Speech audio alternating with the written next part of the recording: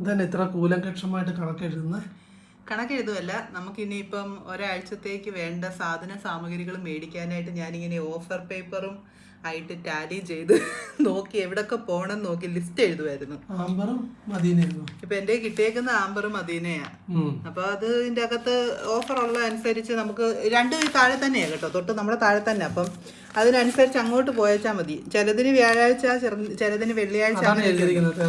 ആ അതെ അതെ. ഇപ്പൊ മദീനയിലാണെങ്കിൽ ഇതേ പ്രോൺസ് ഉണ്ട്, പിന്നെ സവോള, കിഴങ്ങ്, പരിപ്പ്, മുട്ട, ഓട്സ്, പിന്നെ മെഡിമിക്സ്, സോപ്പ്, തേഴ്സ്ഡേ ഫ്രൈഡേ അങ്ങനെയുണ്ട്. പിന്നെ ബനാന അങ്ങനെയൊക്കെ. പിന്നെ ആമ്പറിലാണെങ്കിൽ ഇപ്പം തക്കാളി അങ്ങനത്തെ ഐറ്റംസ്. അപ്പം ഇത് എല്ലാം ഒത്തിരി യാത്ര ചെയ്യേണ്ട നമുക്ക്. ഇത് തൊട്ടപ്പുറത്തപ്പുറത്തായെല്ലാം കേട്ടോ. അതുകൊണ്ട് നിങ്ങൾ വിചാരിക്കും ഇങ്ങനെ കയറി ഇറങ്ങണമെന്ന്. ഒത്തിരി കയറി ഇറങ്ങേണ്ട ആവശ്യമില്ല. നെസ്റ്റോയിലാണ് ചിക്കൻ ഉണ്ട്, പിന്നെ ഇത് പിന്നെ കോവയ്ക്ക, ടിൻലി കോവയ്ക്ക, പിന്നെ ഓറഞ്ചൊക്കെ. അപ്പം ഇത് എന്നാ പറയുന്നത്, ഇതിപ്പം നമ്മൾ ഈ സാധനങ്ങളൊക്കെ എടുക്കാൻ പോയാലും അവിടെ ചെല്ലുമ്പം വേറെ എന്തെങ്കിലും ഐറ്റംസ് ഇങ്ങനെയൊക്കെ കാണുകയാണെങ്കിൽ നമ്മളപ്പോൾ നമ്മുടെ ആവശ്യത്തിനനുസരിച്ച് എടുക്കും. മെയിനായിട്ടും ഈ പേപ്പറെ കാണുന്ന അനുസരിച്ച്. പിന്നെ എന്നാ പറയുന്നത്, ഇപ്പുറത്തുണ്ടോ ആൻസാർ മോളും ഉണ്ടോ? ആൻസാർ മോളിൽ പംകിൻ സീഡും മസാലയൊക്കെ അങ്ങനെ. ലുലുവിൽ ടീഷർട്ട്.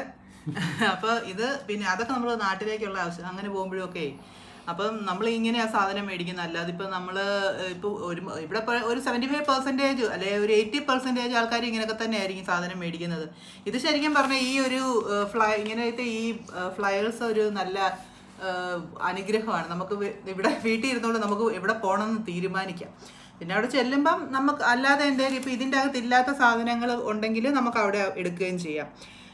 ഇതൊക്കെ ഈ സാധനങ്ങൾ ഞാൻ ഇപ്പോൾ ഒരുപാട് വീഡിയോസ് ഇങ്ങനെ മീൽ പ്രിപ്പറേഷൻ വീഡിയോസ് ഒക്കെ ആണ്. ഞാൻ എങ്ങനെയാന്ന് വെച്ചാൽ ഈ സാധനങ്ങൾ മേടിച്ചോണ്ട് വന്നിട്ട് ഇതിനനുസരിച്ചാണ് നമ്മൾ പ്രിപ്പയർ ചെയ്യുന്ന ഓരോ സാധനങ്ങൾ. അല്ലാതെ ഇപ്പം വട്ടം ഇട്ട് വെക്കണോ?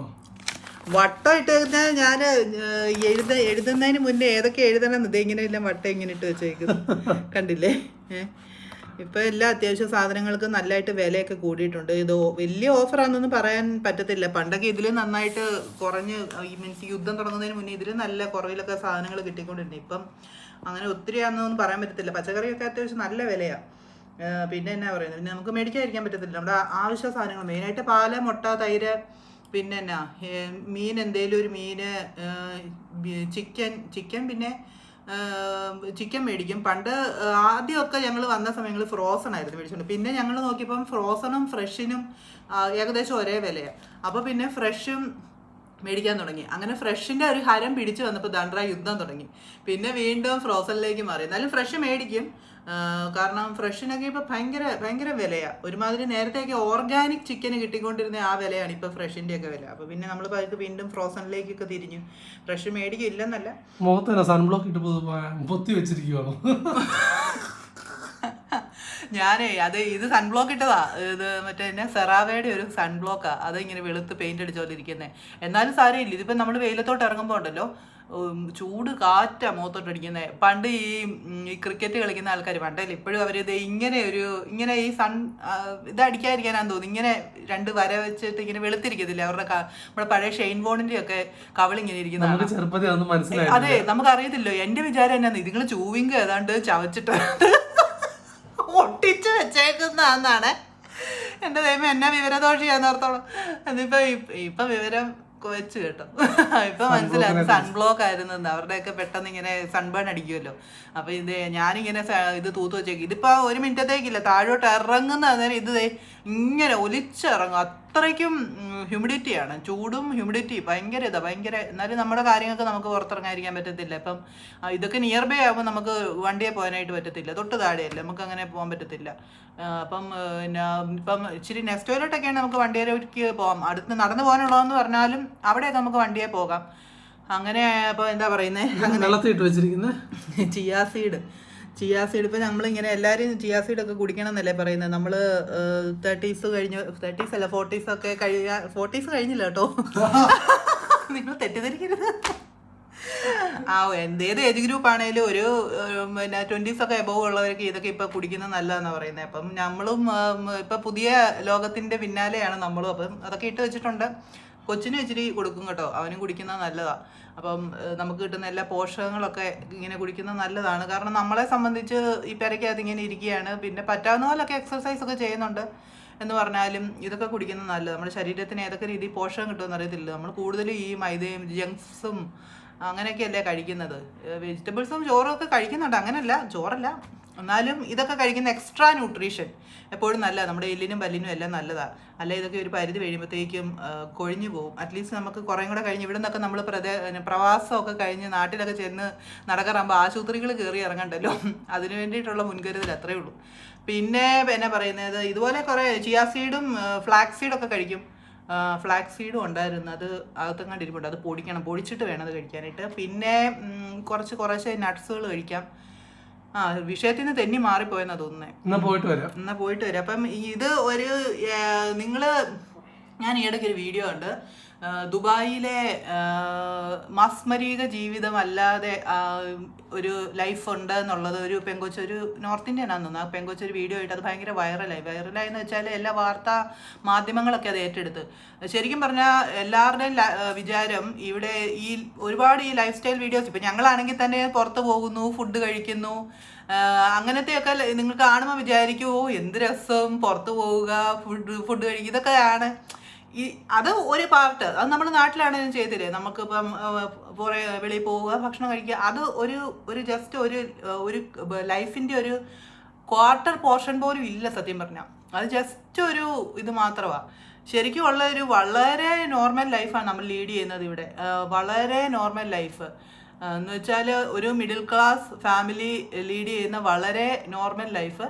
അത് നമ്മൾ ഇങ്ങനെ ഓഫേഴ്സൊക്കെ നോക്കി നമ്മൾ കയറി ഇറങ്ങി നമുക്ക് സ്യൂട്ടബിൾ ആയിട്ടുള്ളതൊക്കെ ഷോപ്പ് ചെയ്ത് അങ്ങനെയൊക്കെയാണ് നമ്മൾ ലീഡ് ചെയ്യുന്നത്. അല്ലാതെ ഈ ചില വീഡിയോസിൻ്റെ അകത്തൊക്കെ രാവിലെ എഴുന്നേറ്റ് ഞാനിങ്ങനെ കിച്ചൺ മേക്ക് ഓവർ എന്നൊക്കെ പറഞ്ഞ വീഡിയോ കാണും. അപ്പം ഞാനെപ്പോഴും ചിന്തിക്കുന്നത്, ഞാനങ്ങനെ കിച്ചൺ മേക്ക് ഓവറിന് വേണ്ടിയിട്ട് ഒരുപാട് സാധനങ്ങൾ മേടിച്ച് കൂട്ടാൻ, ഇപ്പം നമ്മളൊരു ആഗ്രഹത്തിൻ്റെ പുറത്ത് നാട്ടിൽ കുറേ സാധനങ്ങളൊക്കെ മേടിച്ച് വെച്ചു. പിന്നെ ഞാൻ വിചാരിച്ചു ഈ നാട്ടിലാണേലും ഇപ്പം ഓക്കെ മമ്മിയൊക്കെ അവിടെ ഉള്ളത് കൊണ്ട് ഓക്കെ, നമ്മൾ നാട്ടിലോട്ടാണേലും ഇങ്ങനെ കുറേ സാധനങ്ങൾ മേടിച്ചിട്ട് നമ്മൾ അവിടെയും നിൽക്കുന്നില്ല, നമ്മൾ ഇവിടെയാണ് നിൽക്കുന്നത്. ഇവിടെ ഇങ്ങനെ മേടിച്ച് വെച്ചാൽ നമ്മൾ ഏത് സമയത്താണ് ഈ റൂം മാറുകയൊക്കെ ചെയ്യേണ്ടതെന്ന് അതും നമുക്കറിയത്തില്ല. അപ്പോൾ ഇതെല്ലാം ഒരു വേസ്റ്റാണ്. നമുക്കപ്പം ഒരു നോർമലായിട്ട് നമുക്ക് ജീവിച്ചു പോകാനുള്ള സാധനങ്ങൾ, നല്ല ഭക്ഷണത്തിൽ നമ്മൾ ഇൻവെസ്റ്റ് ചെയ്ത് നമ്മുടെ കാര്യങ്ങളൊക്കെ നടത്തി നമ്മുടെ പിള്ളേരുടെ എഡ്യൂക്കേഷനിലും ഒക്കെ ഇൻവെസ്റ്റ് ചെയ്ത് അങ്ങനെയൊക്കെ നമ്മൾ മുന്നോട്ട് പോവുക. അല്ലാതെ ഈ ഹാഷ് പോഷാണ് ഇവിടുത്തെ ലൈഫ്, എല്ലാവരുടെയും ലൈഫ് ഇങ്ങനെയാണ്, വെളിയിൽ പോയി ഫുഡ് കഴിക്കുന്നു, എപ്പോഴും അവിടെ പോകുന്നു ഇവിടെ പോകുന്നു വീഡിയോ ഇടുന്നു, അതല്ല. ഒരു നോർമൽ ലൈഫ് ഇങ്ങനെയൊക്കെ തന്നെ ആയിരിക്കും ഒരു 80% ആൾക്കാരുടെയും. പിന്നെ അതിൻ്റെ അകത്ത് എക്സെപ്ഷൻ ഒരു 20% ഉണ്ട്. അവർ കുറച്ചുകൂടെ വേറൊരു നല്ല രീതിയിൽ ലൈഫ് ലീഡ് ചെയ്യുന്നതായിരിക്കും എപ്പോഴും. എന്താ പറയുന്നത്, അത് എന്നാ പറയുന്നത്, ഓരോരുത്തരുടെ ഞാൻ ഉദ്ദേശിച്ചത് എന്താണെന്ന് വെച്ചാൽ 80% of the life style will be of the middle class will be life എന്നാണ് ഉദ്ദേശിച്ചത്.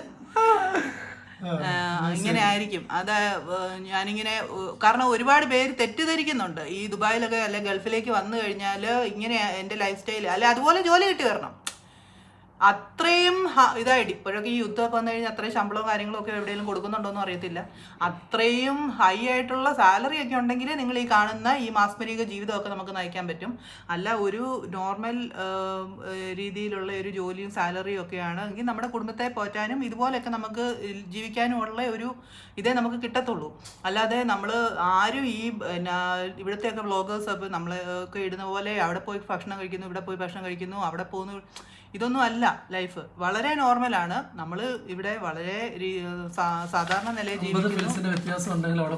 അത്രയേ ഉള്ളൂ. ഒരു 50 ഫിൽസിന്റെ വ്യത്യാസം ഉണ്ടെങ്കിൽ നമ്മൾ അവിടെ പോയി സാധനങ്ങൾ എടുക്കും. അല്ലാതെ നിങ്ങൾ ഈ കാണുന്ന പോലെ ഈ ഒരു ഡാൻസോ റീൽസോ ഡ്രസ്സിങ്സോ അല്ലെങ്കിൽ എന്താ പറയുന്നത്, ഈ ഭക്ഷണങ്ങൾ മാറി മാറി പോയി കഴിക്കുന്ന ഇതൊന്നും അല്ല ഇവിടുത്തെ ലൈഫ്. വളരെ സത്യമാണ്. ഞാൻ ആ പെങ്കൊച്ചിൻ്റെ ഒരു വീഡിയോ അന്ന് കഴിഞ്ഞ ദിവസം അത് ഇങ്ങനെ പല പ്രമുഖ ലൈക്ക് മനോരമ അങ്ങനെ എല്ലാവരും ഏറ്റെടുത്ത് ഇങ്ങനെ പറയുന്നുണ്ടായിരുന്നു. അതുകൊണ്ട് ഞാൻ പെട്ടെന്ന് ഓർത്തപ്പോൾ പറഞ്ഞാൽ എല്ലാവർക്കും തെറ്റായ ധാരണയുണ്ട് ഇവിടെ നമ്മൾ ഭയങ്കര അടിച്ചു പൊളിച്ചാണ്. അപ്പം നാട്ടിൽ വരുമ്പോഴും നാട്ടിൽ വരുമ്പോൾ നമ്മൾ ആ ഒരു മാസത്തേക്ക് വരുന്നതല്ലേ, അപ്പം നമ്മൾ മാക്സിമം നമ്മളും സന്തോഷമായിട്ട് നമ്മളൊന്ന് റീചാർജ് ചെയ്യാൻ വരുന്നതാണ്. നമ്മുടെ മെൻ്റലി ആൻഡ് ഫിസിക്കലി റീചാർജ് ചെയ്യാൻ വരുന്നതാണ്. നമ്മുടെ കൂടെ ഉള്ളവരെയും അതുപോലെ തന്നെ സന്തോഷിപ്പിക്കാനായിട്ടാണ്. അപ്പം അതൊന്നും കണ്ടിട്ട് ഇങ്ങനെയാണ് നമ്മുടെ ലൈഫ്, എല്ലാവരും അങ്ങനെയാണെന്ന് നിങ്ങൾ തെറ്റിദ്ധരിക്കരുത്. എല്ലാം വളരെ നോർമലാണ്.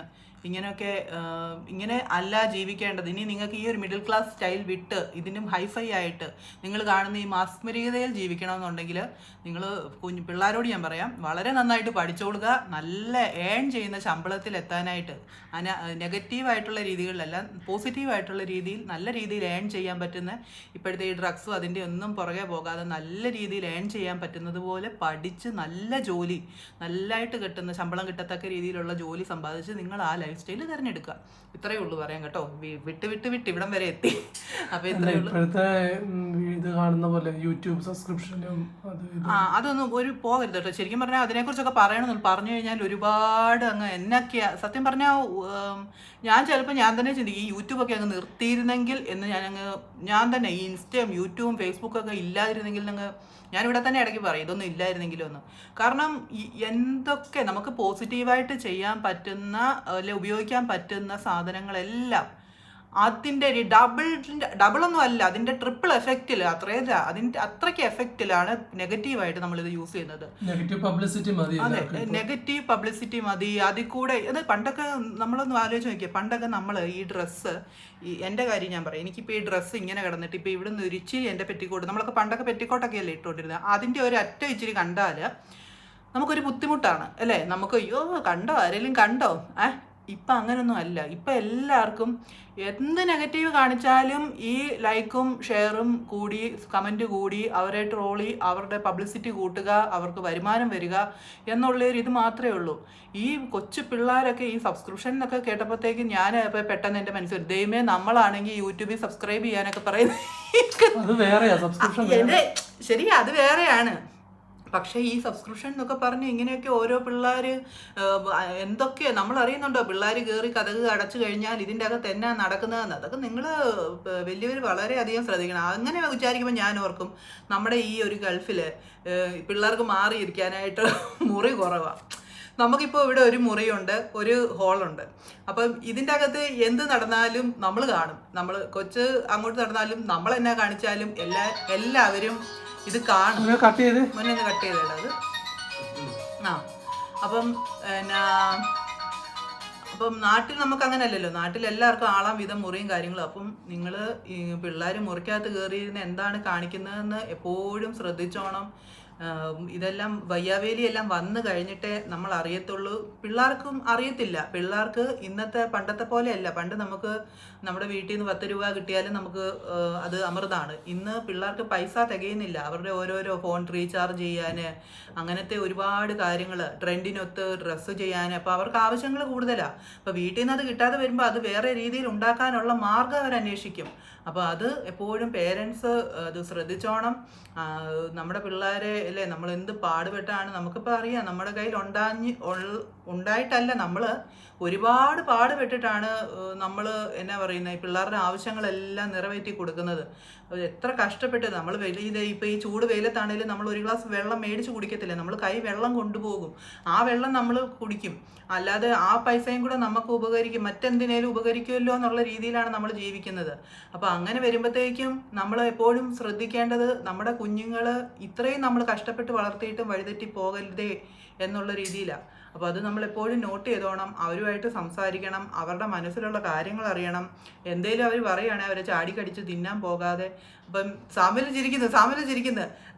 സാമിൽ ഇടയ്ക്ക് എന്നോട് പറയും, അമ്മേനെ ഞാൻ വഴക്ക് പറയത്തില്ലെന്നോ തല്ലത്തില്ലെന്നോ അങ്ങനെ എപ്പോഴും നമ്മൾ പൊന്നോമനയായിട്ട് വെച്ചോണ്ടിരിക്കാനൊന്നും പറ്റത്തില്ല. തല്ലേണ്ടതും വഴക്ക് പറയേണ്ട സമയത്തും വഴക്ക് പറയുക തന്നെ ചെയ്യണം. ഇത് പിന്നെ അങ്ങനെ എന്നും പറഞ്ഞുകൊണ്ട് ഇപ്പം മാർക്ക് ഞാൻ പരീക്ഷയ്ക്ക് മുന്നെയാണ് വഴക്ക് പറയുന്നത്. പരീക്ഷ കഴിഞ്ഞിട്ട് ഞാൻ വഴക്ക് പറയാറില്ല. ഞാൻ മനസ്സിലായോ? അത് കഴിഞ്ഞിട്ട് പ്രയോജനമില്ലല്ലോ. അപ്പം നിങ്ങൾ സംസാരിക്കുക, പിള്ളേരുടെ കാര്യങ്ങൾ മനസ്സിലാക്കുക, അവരുടെ മനസ്സിൽ എന്നാന്നുള്ളത് നമ്മൾ അങ്ങോട്ടും ഇങ്ങോട്ടും മനസ്സിലാക്കുക. ഇപ്പം തല്ലി പഠിപ്പിക്കാനൊന്നും പറ്റത്തില്ല. ഇപ്പം മാക്സിമം നമ്മൾ പണ്ടൊക്കെ പറയും ഇങ്ങനെ അടിച്ച വഴിയേ പോയില്ലേ, പോയ വഴി അടിക്കുന്നത്. പക്ഷേ അങ്ങനെ പറയാൻ പറ്റത്തില്ല. കാരണം ഈ പോയ വഴി അടിച്ച് വളർത്തിയാലും പിന്നെ ഇതുങ്ങളൊക്കെ വരുന്നത് സാമൂഹികം അല്ലേ, സൊസൈറ്റിക്ക് തന്നെ ദോഷമായിട്ടാണ് വരുന്നത്. അപ്പോൾ അത് നമുക്ക് അങ്ങനെ ചെയ്യാൻ പറ്റത്തില്ല. മാക്സിമം നമ്മളെ കൊണ്ട് നമ്മൾ സൃഷ്ടിച്ച പിള്ളേരില്ലേ, അപ്പം നമ്മൾ മാക്സിമം അവരെ നേരെ ചൊവ്വേ വളർത്താനായിട്ട് നോക്കണം. അല്ലെങ്കിൽ നമുക്ക് മാത്രമല്ല ഉപദ്രവം, അത് സൊസൈറ്റിക്കാണ് അവർ ഉപദ്രവം ഉണ്ടാക്കുന്നത്. എന്തോരം വീഡിയോസൊക്കെയാണ് കാണുന്നത്, എന്തോരം വീഡിയോസാണ് ഈ ഡ്രഗ്സും അതും ഇതും എല്ലാം കഴിച്ചേച്ച് ഓരോന്നൊക്കെ കാട്ടിക്കൂട്ടുന്നത്. അപ്പം നിങ്ങൾ എന്നാ പറയുന്നത്, നമ്മൾ ഇങ്ങനെ ഓരോ രൂപയും ഞാൻ ഇതേന്ന് തുടങ്ങിയതാണ്, ഈ പേപ്പറിൽ നിന്ന് തുടങ്ങിയ തുടക്കമാണ്. അപ്പം അല്ല, ഈ സബ്സ്ക്രിപ്ഷനും അതും ഇതും ഒക്കെ പറഞ്ഞ് ശരിക്കും പറഞ്ഞാൽ ഞാൻ ഈ ഓൺലൈൻ മീഡിയാസ് ഉണ്ടല്ലോ, ഒരുപാട് ഓൺലൈൻ മീഡിയാസ് ഒരുപാട് ചവറ് പോലെ ഇപ്പോൾ ഉണ്ടല്ലോ. അവർ വിചാരിച്ചാൽ ഒരു 50% ഈ നന്നാക്കാൻ പറ്റും ഈ സൊസൈറ്റിക്ക്. അവർക്കൊരു മൈക്കും പിടിച്ചോണ്ട് നടക്കുന്നതല്ല, അവര് വിചാരിക്കുകയാണ് ഞങ്ങൾ എല്ലാവരും വിചാരിക്കണം കേട്ടോ, അല്ല ഒരാളല്ല, ഞങ്ങൾ ഈ നെഗറ്റീവ് പബ്ലിസിറ്റിക്ക് ഇത് കൊടുക്കത്തില്ല, ഞങ്ങൾ ഇങ്ങനെ ഈ സമൂഹത്തിന് ഒരു പ്രയോജനവും ചെയ്യാത്ത ആൾക്കാരുടെ ഇൻ്റർവ്യൂസോ കാര്യങ്ങളോ അവരുടെ പുറകെ മൈക്കും പിടിച്ച് പോകത്തില്ല എന്ന് അവരൊരിത് ചെയ്യുവാണെങ്കിൽ ഒരു 50% ഇതിനൊക്കെ ഒരു മാറ്റം വരും. കാരണം അവരിങ്ങനെ ഈ വ്യൂസും ഇത് കൂട്ടാൻ വേണ്ടിയിട്ട് ഇങ്ങനെ ഈ നെഗറ്റീവ് ആയിട്ടുള്ള ആൾക്കാരുടെ പുറകെ ഇങ്ങനെ നടക്കുന്ന ഒരു പ്രയോജനവും നമുക്ക് സൊസൈറ്റിക്ക് ഇല്ല. അങ്ങനെ അവർ മാത്രമല്ല, നോർമൽ ആയിട്ടുള്ള ഹ്യൂമൻ ബീയിങ്സ് ഉണ്ടല്ലോ, ആണോ പെണ്ണോ ട്രാൻസ് ആരാണേലും ഉണ്ടല്ലോ, അവരുടെയൊക്കെ പുറകെ ഈ മൈക്കും പിടിച്ചുകൊണ്ട് ഇങ്ങനെ നടക്കാതെ ഈ ഓൺലൈൻ മീഡിയാസ് നമുക്ക് സൊസൈറ്റിക്ക് എന്തെങ്കിലും ഗുണമുള്ള ആൾക്കാരെ ഇൻ്റർവ്യൂ ചെയ്യുന്നു. അങ്ങനെ അപ്പം അത് കൂടെ നമ്മുടെ പിള്ളേർക്കൊക്കെ ഉപകാരങ്ങളുണ്ടാകുന്നു. അങ്ങനെ ഒരു എല്ലാ ഓൺലൈൻ മീഡിയാസും വിചാരിച്ചാൽ തന്നെ 50% ചേഞ്ച് ഇതിൻ്റെ അകത്ത് ഇത് ചെയ്യാൻ പറ്റും. അവർ ഇപ്പം ഈ ഓൺലൈൻ മീഡിയാസ് ഈ ഡ്രഗ്സ് ഇപ്പം ഈ തൂഫാനൊക്കെ നടക്കുന്നില്ലേ, അവർ ഈ തൂഫാനെയൊക്കെ ഹെൽപ്പ് ചെയ്യുക, അങ്ങനെയുള്ള കാര്യങ്ങളൊക്കെ ചെയ്താൽ എന്ത് മാറ്റങ്ങളുണ്ടാകും. അപ്പം ഞാൻ പറയുന്നത് അവർക്ക് ചെയ്യാൻ പറ്റുന്ന കാര്യമല്ല, ഇതെൻ്റെ അഭിപ്രായമാണ് ഞാൻ പറഞ്ഞത്, അല്ലാതെ ഇപ്പം വേറെ ഒന്നുമല്ല. ഇത് എന്നാ പറയുന്നത്, ഈ സബ്സ്ക്രിപ്ഷനും കാര്യങ്ങളൊക്കെ ആരും പോകാതിരിക്കുക. ഇത് നമ്മൾ നേരായിട്ട് ഉണ്ടാക്കുന്ന കാശേ നമ്മുടെ തടിക്ക് പിടിക്കത്തുള്ളൂ, അല്ലാതെ ഇതൊന്നും ഉതകത്തില്ല. അപ്പം ഇത്രയൊക്കെ ഉള്ളു പറയാനായിട്ട്. ഇത്രയൊന്നും പറയണമെന്ന് ഞാൻ വിചാരിച്ചല്ല, ഇടയ്ക്കിടയ്ക്ക് കണക്ഷൻ വിട്ട് പോയിട്ടുണ്ടായിരിക്കും. പക്ഷേ എന്നാ പറയുന്നത്, നിങ്ങൾക്ക് കാര്യമൊക്കെ പിടികിട്ടി കാണുമെന്ന് ഞാൻ വിചാരിക്കുന്നു. കാരണം ഇതൊക്കെ പറയാനാണ്, ഒരുപാട് പറയാനുണ്ട്. ഞാനൊരു പ്രിപ്പയർഡ് അല്ല, ഞാൻ പറഞ്ഞില്ല ഇതേ നിങ്ങൾ തുടങ്ങിയത് അറിയാതെ അങ്ങ് പറഞ്ഞു പോയതാണ്, ഞാൻ പ്രിപ്പയർഡ് അല്ല. അപ്പം എൻ്റെ മനസ്സിലുള്ളതൊക്കെ അറിയാതെ ഇങ്ങനെ വന്നു പോയതാണ്. വന്നു പോയപ്പോൾ ഒരുപാട് അങ്ങനെ അങ്ങ് വന്നു പോയി. സോറി. അപ്പോൾ ഇത്രയേ ഉള്ളൂ. Thank you. ബൈ.